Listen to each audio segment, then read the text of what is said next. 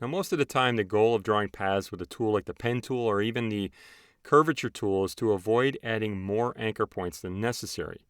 You can reduce how complex a path is or even change its overall shape by deleting any unnecessary points or adding whatever you need to the path after the fact.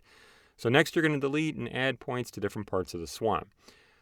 Open the Layers panel up here and click the eye icon for the layer for the bird template to hide the layer content. That way we don't see the template out there anymore. Now with the direct selection tool selected, click the swan path to select it.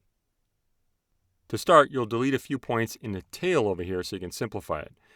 So select the pen tool.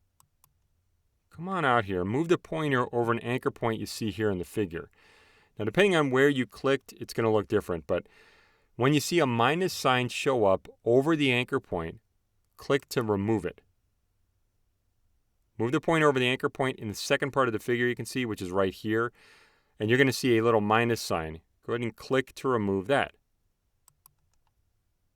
Now you're going to reshape the rest of the path to make it look better. Press Command on Mac or Control on Windows so you can temporarily select the Direct Selection tool. Now you can move anchors and direction handles for those selected anchors.